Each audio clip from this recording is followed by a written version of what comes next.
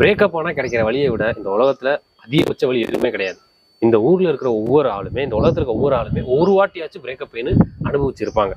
நம்ம என்னதான் சொன்னாலுமே இப்போ போயிடும் அப்போ போயிடும் சொன்னாலுமே அந்த பெயின் போறதுக்கு உண்மையா சயின்டிஃபிக்கா சைக்காலஜிக்கலா அது வெளியே வரணும். அந்த பெயின்ல இருந்து எல்லாருமே வெளியே வரணும். அதுக்கு ஒரு சில டிப்ஸ் இருக்கும். அதுக்கு என்னென்ன டிப்ஸ் இருக்குன்னு நீங்க சொல்லுங்க. ஃபர்ஸ்ட் வந்து சைக்கலாஜிக்கலா நீங்க அந்த பிரேக்கப் பெயின்ல இருந்து வெளியே வரணும்னா அந்த பெயினை அக்னாலேஜ் பண்ணணும். அதாவது அந்த வலியை ஏத்துக்கணும். நிறைய பேர் என்ன செய்வாங்கன்னா, பிரேக்கப் ஆனதுக்கு அப்புறம் பிரேக்கப் ஆயிருந்தா கூட அது எனக்கு பெரிய வலி கிடையாது, நான் வந்து சாதாரணமா வாழ்ந்துருவேன் அப்படின்னு உதாசீனப்படுத்தி தன்னைத்தானே வந்து ஏதோ அதுல இருந்து வெளியே வந்துட்ட மாதிரி மேலோட்டமா காமிச்சுப்பாங்க. அது வந்து ஆழமான ஒரு தழும்பை வந்து மனசுல ஏற்படுத்திடும். அப்படி பண்ணவே கூடாது. ஏன்னா எப்பவுமே இப்ப சைக்கலாஜிக்கல் ரிசர்ச் என்ன சொல்லுதுன்னா, ஒரு பிரேக்கப் நடந்தா அந்த வலி எப்படி இருக்கும்னா, நமக்கு பிசிக்கலா ஒரு பெயின் வந்து அப்படி இருக்கும். இப்ப கையில கால்ல அடிபட்டா எப்படி வலியை வந்து நம்மளுடைய மூளை உணருமோ அதே மாதிரி தான் இந்த பிரேக்கப் பெயினையும் நம்மளுடைய மூளை உணரும். அப்ப நமக்கு அடிபட்டுருச்சு, நமக்கு வலிக்குது அப்படின்றத உணர்ந்தாதான் அதுக்கப்புறம் என்ன பண்ணணுமோ அந்த ஒரு ப்ராசஸ நம்மளுடைய பிரெயின் வந்து பண்ணும். அதுக்கு மாறா நமக்கு அடிபடலை, நமக்கு வலிக்கலை அப்படின்னு நம்ம நினைச்சிட்டே இருந்தோம்னா அந்த பிரெயின் வந்து அந்த ஒரு பிரேக்கப்பை வந்து ப்ராசஸ் பண்ணாது, ரொம்ப தடுமாறும். அதனாலதான் நிறைய பேர்னால அந்த பிரேக்கப்ல இருந்து வெளியே வரவே முடியாது. அப்ப முதல்ல பிரேக்கப் ஆச்சுன்னா பண்ண வேண்டியது ஏத்துக்கணும். ஆமா பிரேக்கப் ஆயிடுச்சு, எனக்கு வலிக்குது, அப்படி நம்ம ஏத்துக்கிட்டு அழுக கூட செஞ்சிடலாம். கண்டிப்பா அழலாம். அப்படி அழும்போது பிரெயின் வந்து இந்த ஒரு விஷயம் வந்து நம்ம காயத்தை ஏற்படுத்துது, இப்ப இதுல இருந்து வெளியே வரணும் அப்படின்னு சொல்லி அதுக்கேத்த ப்ராசஸ் அடுத்து தொடங்கிரும். அப்ப கொஞ்சம் கொஞ்சமா உங்களுடைய மைண்ட் வந்து ரெக்கவர் ஆக ஆரம்பிச்சிடும். ஸோ ஃபர்ஸ்ட் பண்ண வேண்டியது என்ன, ஒரு பெயின் நமக்கு பிரேக்கப் பெயின் வருதுன்னா அதை அப்படியே ஏத்துக்கணும். ஏமாத்திக்க கூடாது, தன்னைத்தானே ஏமாத்திக்க கூடாது. அவ்வளவுதான். இது ஃபர்ஸ்ட் பண்ணணும். இது பண்ணாலே கொஞ்சம் கொஞ்சமா பிரேக்கப்ல இருந்து நம்மளால மீண்டு வர முடியும். சூப்பர். அடுத்தது நோ கான்டாக்ட் ரூல். அதாவது நீங்க பிரேக்கப் ஆயாச்சு அப்படின்னா அதுக்கப்புறம் அந்த பொண்ணோ பையனோ அவங்களுடைய ஃபுல் ஆக்டிவிட்டியை வந்து நம்ம கவனிக்கவே கூடாது. ஃபர்ஸ்ட் அவங்களுடைய நம்பரை டெலீட் பண்றது, அதுக்கப்புறம் அவங்க என்ன பண்றாங்க, எந்த போஸ்ட லைக் பண்றாங்க அப்படின்லாம் பார்க்காம அதை அவாய்ட் பண்ணணும். இப்ப நிறைய பசங்களும் பொண்ணுங்களும் பிரேக்கப் ஆனதுக்கு அப்புறம் பண்ணக்கூடிய விஷயம் இதுதான். அதாவது அவங்க இந்த தப்பு பண்ணுவாங்க, நம்மளை விட்டு போனவங்க இப்ப என்ன பண்றாங்க, அந்த மாதிரி பார்த்துக்கிட்டே இருக்கக்கூடாது. அப்படி பார்த்துக்கிட்டே இருந்தா உங்களால அந்த ஒரு விஷயத்துல இருந்து வெளியே வர முடியாது. அது ஒரு போதை மாதிரி. ஏன்னா சைக்காலஜியை பொறுத்த வரைக்கும் ஒரு போதை எப்படி நம்ம வந்து அடிக்ட் ஆகுறோம் ஒரு போதைக்கு, அந்த மாதிரிதான் லவ் அப்படின்றதும் ஒரு அடிக்ஷனுக்குள்ள நம்மளை வந்து தள்ளிடும். எப்படின்னா இப்ப ஒரு பொண்ணு உங்களுக்கு டெய்லி ஃபோன் பண்ணும், இல்ல ஒரு பையன் ஃபோன் பண்ணுவான் அப்படின்னா அது நடக்கும் போதெல்லாம் நம்மளுடைய மூளையில இருந்து டோபமின் அப்படின்ற ஹார்மோன், அந்த கெமிக்கல் ஆனது சுரக்கும். அது நமக்கு வந்து சந்தோஷத்தை கொடுத்துட்டே இருக்கும். இப்ப அந்த ஒரு விஷயத்த நம்ம தேடும் போது, அடிக்கடி தேடும் போது, பிரேக்கப்புக்கு அப்புறமாவும் அவங்களுடைய ஆக்டிவிட்டிஸை நம்ம பார்த்தோம், மூளை தற்காலிகமா அந்த டோபமினை வந்து சுரக்கும். ஆனா அடுத்த நொடியே உங்களுக்கு தெரிஞ்சிடும், ஆனா இப்ப இந்த பொண்ணோ இந்த பையனோ நம்ம கூட இல்ல. அப்ப அந்த சோகம் வந்து உங்களுக்கு வர ஆரம்பிச்சிடும். அப்ப ஃபர்ஸ்ட் அவங்கள வந்து அவாய்ட் பண்ணணும். அது வந்து எல்லா விதத்திலையுமே அவங்கள பார்க்க கூடாது, அவங்க என்ன பண்றாங்கன்னு தெரிஞ்சுக்கணும்னு நினைக்க கூடாது, அவங்க போஸ்ட பாக்குறது எல்லாத்தையுமே வந்து தவிர்க்கணும். சரி ப்ரோ, நீங்க சொன்ன மாதிரி நான் எல்லாத்துலயுமே வந்து வெளியே வந்துட்டேன், எங்கேயுமே நான் பார்க்கல. இப்போ எவனோ ஒருத்தன், என் ஃப்ரெண்டு ஒருத்தன் பார்த்துட்டு எனக்கு போட்டோ அனுப்புறான், அவங்க போட்டோ எனக்கு அனுப்புறான், இல்ல அவங்கள பார்த்ததா என்கிட்ட சொல்றான். அதாவது நீங்க சொல்றது தவிர்க்க முடியாத சூழல்ல நம்மளே தெரிஞ்சுக்கணும்னு நினைக்கலன்னா கூட வேறு விதமா தெரிஞ்சுக்கக்கூடிய நிலைமை வருது. அப்ப அந்த ஒரு சூழ்நிலையை சமாளிக்கிறதுக்கு நம்ம பண்ண வேண்டியது என்னன்னா, அவங்க எல்லார்ட்டையும் சொல்றது. அதாவது நீங்க எப்படி லவ் பண்ணும்போது மத்த எல்லார்ட்டையும் சொல்லுவோமோ அதே மாதிரி பிரேக்கப் ஆனா தைரியமா சொல்லிடணும். நான் இந்த பொண்ணை இந்த பையனை லவ் பண்ணிட்டு இருந்தேன், இப்ப வந்து பிரேக்கப் ஆயிருச்சு, இந்த பொண்ணையோ பையனையோ நான் பார்க்க கூடாதுன்னு நினைக்கிறேன், அவங்கள பத்தி தெரிஞ்சுக்கவே கூடாதுன்னு நினைக்கிறேன், அதனால அவங்க பத்தி என்கிட்ட பேச வேணாம், எதையுமே சொல்ல வேணாம் அப்படின்னு நீங்க சொல்லிடலாம். அப்படி சொல்லும் போது அவங்க கூட நீங்க வெளியே போறீங்க, உங்க ஃப்ரெண்ட்ஸ் கூட வெளியே போறீங்க அப்படின்னா அப்ப அவங்க அந்த விஷயத்த உங்களுக்கு ஞாபகப்படுத்த போறதே கிடையாது. அப்ப இந்த தவிர்க்க முடியாத சூழ்நிலை மத்தவங்க மூலமா நம்ம தெரிஞ்சுக்கிற மாதிரி வர்றதை இப்படி நீங்க தவிர்க்கலாம். அப்ப நம்ம ஒரு பிரேக்கப் ஆயிருச்சுன்னா அசிங்கப்படாம எல்லாட்ட சொல்லிடணும். அதை நீங்க வருத்தப்பட்டு இது ஒரு பெரிய விஷயமே கிடையாது. பிரேக்கப் ஆச்சுன்னா நம்மள இப்படி நினைப்பாங்களே, இந்த பொண்ணு இந்த பையன் கூட தான் வாழ போறோம்னு சொல்லிட்டோமேன்னு நினைச்சு அதுவே நிறைய பேர் ஸ்ட்ரெஸ் ஆவாங்க. அது உங்களுக்கு அந்த சுற்றுச்சூழல், உங்களை சுத்தி இருக்கக்கூடிய சொசைட்டி, அது மேல வரக்கூடிய ஒரு பயம், அந்த பயமே இருக்கக்கூடாது. வாழ்க்கைன்றது தனிப்பட்டது, ஒவ்வொரு நபருக்கும் ஒவ்வொரு விதமா கையாளக்கூடியது. அப்படி இருக்கும்போது உங்களுக்கு என்ன நடக்குதோ அதை நீங்க வெளிப்படையா தெரிவிக்கிறது ரொம்ப நல்லது. இப்போ அந்த ரொம்ப நல்லதுதான். இப்போ எல்லாருமே சொல்றது இல்ல, அது காரணம் என்னன்னு பார்த்தோமா, ஒருவேளை நானாதான் இருப்பேன் அப்படியே எல்லாரும் மனசுல ஓடிக்கிட்டு தான் இருக்கும். இது கண்டிப்பா நடக்கும். இப்ப நிறைய பேர் பண்ற விஷயம், அதாவது நம்ம மேலேயே நம்ம பிளேம் பண்ணிக்கிறது, இது பண்ணவே கூடாது. சைக்காலஜியை பொறுத்த வரைக்கும் இப்ப உங்களுக்கு பிரேக்கப் நடந்துருச்சுன்னா அந்த பிரேக்கப் எதனால நடந்தது அதை யோசிக்கிறது, நம்ம மேலதான் தப்பு இருக்குமோ, நம்ம ஒருவேளை இன்னும் கொஞ்சம் அழகா இருந்திருக்கலாமோ, இல்ல வேற ஒரு பையனையோ பொண்ணையோ அந்த நபருக்கு பிடிச்சிருக்கோ, அந்த அளவுக்கு நம்ம இல்லையோன்னு சொல்லி நம்ம பண்ணவே கூடாது. ஏன்னா பிரேக்கப் நடக்கிறதுக்கு 1000 காரணம் இருக்கலாம். இது சும்மா ஒரு தோற்றம் சம்பந்தப்பட்டதோ அல்லது ஒரு உங்களுடைய கேரக்டர் சம்பந்தப்பட்டதோ இல்லாம அந்த சூழ்நிலை சம்பந்தப்பட்டதா இருக்கலாம். ஒண்ணு அந்த பொண்ணுக்கோ பையனுக்கோ வேற விதமான உங்களோட வாழ்றதுக்கு கம்ஃபர்டபுளா இல்ல அப்படின்ற எண்ணம் வரலாம். உங்களோட ஃபர்ஸ்ட் பழக ஆரம்பிக்கிறதுக்கும் உங்களோட பழகுனதுக்கு அப்புறமாவும் அந்த வித்தியாசம் இருக்கலாம். நான் ஆரம்பிக்கும் போது இப்படி இல்ல, ஆனா இப்ப ஒரு மாதிரி இருக்கேன்னு சொல்லி நினைக்கலாம். சோ இந்த மாதிரி நடக்கும்போது அப்ப அவங்க பிரேக்கப் பண்றாங்க. அதனால நீங்க நம்ம மேலதான் தப்புன்னு நினைக்க கூடாது. அவங்களுக்கு எப்படி நம்ம ஏத்தவங்களா இல்லையோ அதே மாதிரி நமக்கும் அவங்கள ஏத்தவங்க இல்ல அப்படின்ற நம்ம புரிஞ்சுக்கிட்டு அந்த ஒரு நிலையை கடந்து போகணும்.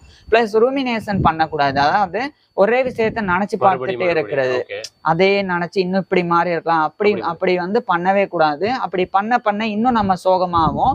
அப்படி சோகமாக இன்னமும் கூட நம்ம அந்த பிரேக்கப்ல இருந்து வெளியே வர முடியாத நிலை தான் ஆகும். இப்போ நீங்க சொல்லதெல்லாம் எனக்கு புரிஞ்சிருச்சு. நான் எதுலயுமே இல்ல, இப்போ சம்பந்தமே இல்லை எனக்கு. ஆனா இப்ப எனக்கு பிரச்சனைனா, நான் ஒரு வண்டி ஓட்டுறேன், என் வண்டி இருக்கு, அந்த வண்டியை ஓட்டிட்டு இருக்கேன். அந்த வண்டியில நான் போனாலே அவங்க ஞாபகம் தான் வருதுன்னு சொல்றவங்க நிறைய பேர் இருக்காங்க. அதாவது இப்ப ஒரு பொண்ணு கூட பையன் கூட ஒரு வண்டி எடுத்துட்டு அந்த வண்டியிலேயே போயிருப்பாங்க. இப்ப அந்த வண்டியில இன்னொரு அவங்க பிரேக்கப் அப்புறம் போனாங்கன்னா மறுபடியும் அந்த பொண்ணோ பையனோ ஞாபகம் வரும். கண்டிப்பா வரும். அப்ப அந்த சூழ்நிலைய நம்ம ரீவயரிங் பண்ணணும். ரீவயரிங் எப்படி அப்படின்னா என்னன்னா, இப்ப உங்களுக்கு ஒரு சூழ்நிலை, நீங்க என்ன சொல்றீங்க, இப்ப ஒரு வண்டி இருக்கு, ஒரு பையன் அந்த வண்டியில ஒரு பொண்ணை கூட்டிட்டு போயிட்டே இருந்திருக்கான். இப்ப பிரேக்கப் ஆயிருச்சு. அந்த பையன் அந்த வண்டியை பார்த்தாலே அந்த பொண்ணு ஞாபகம் வருது. இப்ப என்ன பண்ணலாம்னா, நம்மளுடைய மூளையில நியூரோ பிளாஸ்டிசிட்டி அப்படின்னு சொல்லி ஒரு ப்ராசஸ் இருக்கு. அப்படின்னா என்னன்னா, நீங்க எப்படி ஞாபகம் வச்சுக்கலாம், ஒரு களிமண் எப்படி நம்ம என்னவா அதை மாத்தணும்னு நினைக்கிறோமோ அதுவா அது ஆகும். அது மாதிரி இப்ப நீங்க வண்டியில போனாலே அந்த பொண்ணு ஞாபகம் வருதுன்னா, அந்த பொண்ணு ஞாபகம் வரக்கூடாது அல்லது அந்த பையன் ஞாபகம் வரக்கூடாதுன்னா அதே வண்டியில வேற ஏதாவது அதை விட என்ஜாய்மெண்டா இருக்கக்கூடிய விஷயத்துல இன்வால்வ் ஆயிரணும். இப்ப உதாரணத்துக்கு அந்த வண்டியை எடுத்துட்டு வேற ஒரு புது இடத்துக்கு போறது, புது விஷயங்களை பாக்குறது, இல்லைன்னா உங்களுக்கு ரொம்ப பிடிச்ச உங்க வைபுக்கு ஏத்த மாதிரியான ஃப்ரெண்ட்ஸை அந்த ரேஸ் போறது அல்லது அவங்கள அந்த வண்டியில உட்கார வச்சு பேசிக்கிட்டே லாங் டிராவல் போறது, இது மாதிரி பண்ணணும். இப்படி தொடர்ச்சியா நீங்க பண்ண ஆரம்பிச்சீங்கன்னா அந்த வண்டியை பார்த்தாலே இப்ப நீங்க யாரு கூட பழகுறீங்க, யாரை கூட்டிட்டு போறீங்க அல்லது அந்த வண்டியை வச்சு எங்க போனீங்க அந்த ஞாபகம் வர ஆரம்பிக்கும். அப்ப அந்த களிமண் மாதிரி நீங்க களிமண்ல அந்த பொண்ணோடையும் அல்லது அந்த பையனுடைய உருவம் இருக்கு, அதை அப்படியே நீங்க மாத்திட்டீங்கன்னா அது மாறிடும். சோ இந்த ஒரு விஷயம் தான் ரீவயரிங் அப்படின்றது. இதை பண்றதன் மூலமா கொஞ்சம் கொஞ்சமா நீங்க அந்த ஒரு விஷயத்துல இருந்து எளிமையாவே வெளியே வந்துடலாம் பிரேக்கப்ல இருந்து. சோ இது ரீவயரிங். அது மட்டும் இல்லாம நீங்க எக்ஸசைஸ் பண்ணலாம். அதுக்கப்புறம் இன்னும் சில ஆக்டிவிட்டிஸ்ல ஈடுபடலாம். எக்ஸசைஸ் பண்ணா நிறைய பேருக்கு டவுட் இருக்கும், எக்ஸசைஸ் பண்ணா எப்படி இது மறக்க முடியும்னு. அதுக்கு சயின்டிபிக்காவே ரீசன் நிறைய ப்ரூஃப் இருக்கு. எப்படின்னா, நீங்க எக்ஸசைஸ் பண்ணும்போது எண்டோர்பின்ஸ் அப்படின்ற ஹார்மோன் சுரக்கும். அது நம்மளுடைய பெயினை குறைக்கக்கூடிய நேச்சுரல் பெயின் கில்லர் மாதிரி செயல்படும். அப்ப நீங்க இப்ப மசில் பில்டிங் எக்ஸசைஸ் பண்றீங்க, பயங்கரமா வெயிட்ட தூக்குறீங்க, அப்ப உங்க உடம்பு வலிக்கும். அப்ப அந்த வலியை குறைக்கிறதுக்காகவே ஆட்டோமேட்டிக்காவே அந்த எண்டோர்பின்ஸ் அப்படின்ற ஹார்மோன்ஸ் ஆனது சுரக்கும். அப்படி சுரக்கும் போது அது நேச்சுரல் பெயின் கில்லரா இருக்கிறனால உங்களுடைய மைண்டு, உங்களுடைய பிசிக்கல் எல்லாமே ரொம்ப ஹெல்த்தியா மாற ஆரம்பிக்கும். அதனாலதான் அந்த லவ் ஃபெயிலியர் ஆனா எக்ஸசைஸ் பண்ணணும் அப்படின்னு சொல்றது வந்து உங்க மனசுக்கும் நல்லது, உங்களுடைய உடம்புக்கும் நல்லது. ஸோ இதெல்லாத்தையுமே ஃபாலோ பண்ணலாம். இதெல்லாமே வந்து நல்ல பலனை கொடுக்கக்கூடியதா இருக்கும். இப்போ எனக்கு இந்த வண்டியிலே இன்னொரு டவுட். இப்போ சொல்லுங்க. ஆல்ரெடி நீங்க நோ கான்டாக்ட் ரூல் சொன்னீங்க. ஆமா, அதாவது அந்த அவங்க சம்பந்தப்பட்டதுல இருந்து எல்லாத்துல இருந்து வெளியே வெளியே இப்போ என்கிட்ட வண்டி இருக்கு, அவங்க Okay. சம்பந்தப்பட்டது. நான் அதை வித்துட்டா அதுல இருந்து வெளியே வர மாதிரி தானே? வித்துட்டா கூட நீங்க வெளியே வர்ற மாதிரி தான். அதாவது நோ கான்டாக்ட் ரூல் அப்படின்றது வெறும் அவங்க கிட்ட இருந்து தொடர்பை துண்டிக்கிறது மட்டும் அர்த்தம் கிடையாது. அவங்க சம்பந்தப்பட்ட எல்லாத்துல இருந்தும் விலகி வந்துடுறது. இது காலம் முழுக்க பண்ணணும்னு அவசியம் கிடையாது. நீங்க ஒரு வருஷம் 2 வருஷம் இதுல இருந்துட்டு ஒரு 2 வருஷம் கழிச்சு அவங்களுடைய போஸ்ட பார்த்தாலும் அவங்க எப்படி இருக்காங்கன்னு பார்த்தாலும் உங்களுக்கு பெருசா வருத்தம் இருக்காது. ஏன் இது சொல்றேன் அப்படின்னா அதுக்கு பேர் எமோஷனல் இன்டென்சிட்டி அப்படின்னு பேரு. இதுதான் வந்து 5வது ரோல் ஆஃப் டைம். என்னன்னா அதாவது இப்ப காலம் ஆக ஆக வலி குறையும் அப்படின்னு சொல்லுவாங்க. நான் மேல சொன்ன அந்த 4 விஷயங்கள், அந்த வலியை ஏத்துக்கிறது, நோ கான்டாக்ட் ரூல், அதுக்கப்புறமா பிளேம் பண்ணிக்காம இருக்கிறது, ரீவயரிங் பண்றது, இதெல்லாம் பண்ணிட்டாலே காலமே உங்களுடைய மனசை மாத்திரும். எப்படின்னா உங்களுக்கு ஒரு அடிபடுது, அடிபட்ட உடனே அந்த இடத்த தொட்டு பார்த்தா பயங்கரமா வலிக்கும். ஆனா அது ஒரு 2 நாளுக்கு அப்புறம் தொட்டு பார்த்தா அப்பவும் வலிக்கும். ஆனா அந்த இன்டென்சிட்டி, அந்த தீவிரம் வந்து குறைஞ்சிருக்கும். அதே தான் நம்மளுடைய மனசும் கூட.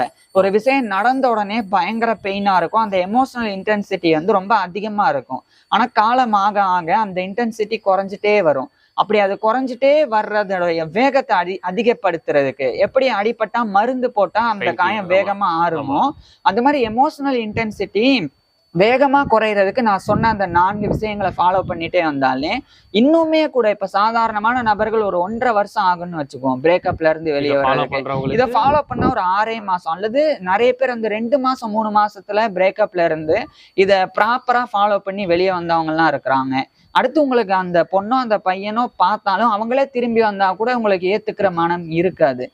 அப்ப உங்களுக்கே வந்து நல்ல வேளை நம்ம செட் ஆகல, ஒருவேளை இந்த பொண்ணையும் இந்த பையனையும் நம்ம இன்னும் லவ் பண்ணிட்டே இருந்திருந்தா நம்ம வீணா போயிருப்போம், நம்ம கஷ்டப்பட்டிருப்போம் அப்படின்னு நினைப்போம். சோ இதெல்லாமே வந்து சைக்கலாஜிக்கலா ப்ரூஃப் பண்ணப்பட்ட விஷயங்கள். நிறைய பேர் சொல்றாங்க நோ கான்டாக்ட் ரூல் எல்லாம் ஃபாலோ பண்ணாதீங்க, அது தப்புன்னு. அது தப்பே கிடையாது. நோ கான்டாக்ட் ரூல் வந்து சயின்டிபிக்கா வந்து நிறைய எக்ஸ்பிரிமெண்ட்ஸ் எல்லாம் பண்ணி நிரூபிச்சிருக்கிறாங்க. அதனால நோ கான்டாக்ட் ரூலையும் சேர்த்தே ஃபாலோ பண்ணணும். அதுக்கப்புறம் ரொம்ப ரொம்ப முக்கியமான விஷயம் என்னன்னா நம்மளுடைய கெரியர்ல நம்ம அதிகமா கான்சென்ட்ரேட் பண்ணணும்.